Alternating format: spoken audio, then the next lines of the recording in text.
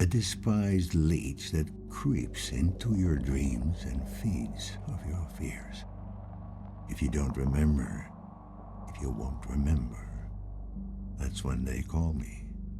To access you, to gather evidence, to dredge up whatever's hiding in the darkest corners of your mind. My name is Daniel Lazarski. I'm an observer. Observer earned some high praise from critics when it was released on PC in 2017. 2 years later, the game sees itself ported to the Nintendo Switch, and based on Juka's review here at DarkStation, I was keen on giving it a try. It was something I really wanted to like because it stars Rutger Hauer and has the most exquisite, retro-futurist cyberpunk aesthetic. This is a world where advanced technology is represented as large, bulky computers grafted onto pre-existing brick-and-mortar buildings in a nightmare of concrete and cables. I can almost smell the plastic and catch whiffs of computer ozone. It's so great. Playing through the game also conjured pleasant memories of Westwood Studios' Blade Runner, a game you should really track down and play right now, as well as the movie itself with its frequent winks and nods that are a little too on the nose for my liking. Comparisons to my favorite movie and initial expectations aside, Observer just didn't do anything for me. It presents itself as a cyberpunk mystery, and to its credit, it does have the hooks needed to get the player involved with the story. Once the brain hacking conceit is introduced, however, it kind of goes off the rails.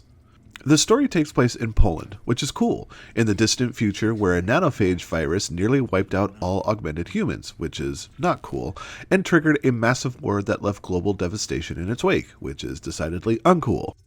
Chiron, a mega-corporation in the traditional sci-fi dystopian sense, has rebuilt Poland into the Fifth Polish Republic, maintaining order through the use of a parapolice force called Observers. These officers are given allowances to crack down on crime by any means, which extends to hacking augmented people's minds when necessary. Daniel Lazarski is one of these observers, and given his age and general world weariness, he's been doing this for a long time. His life is disrupted after receiving a phone call from his estranged son, Adam, warning him that things are not what they seem. So begins a journey into the computer-powered heart of the Fifth Polish Empire, represented in-game as an apartment building that serves as a microcosm of a slapdash technological future. The game is played from the first-person perspective, and like Westwood's Blade Runner, there's a strong emphasis on the investigative side of things. There are no guns or melee combat combos to perform, just open cases that need to be solved by examining clues, snooping around crime scenes, and talking with people. Daniel's attempt to find Adam after a phone trace leads him to an apartment building that goes into lockdown, trapping him in and around the small block, severely limiting his investigation. This leads to some interesting navigation puzzles and the opportunity to talk with the quirky residents. Daniel rarely talks to these people face to face because the lockdown has them trapped inside their homes and can only communicate through two-way monitors that are patchy at best. Hey, you wouldn't happen to know when they're gonna fix the connection? Not that it's like super important to me or anything, I just need to know. I'm not sure if anyone even knows we've been locked in. It might take a while. Oh, God.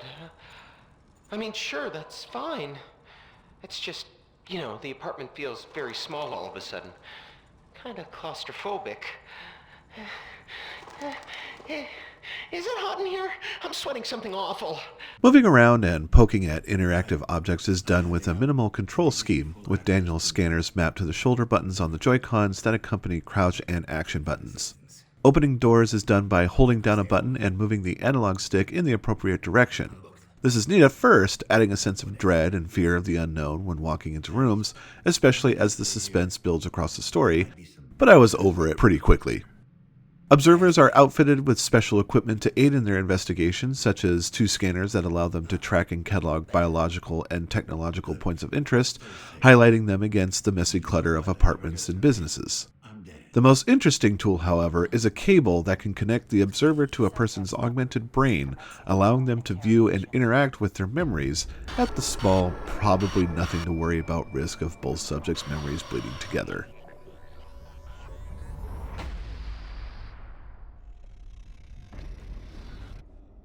These sequences usually follow after Daniel comes face to face with the suspect in the case.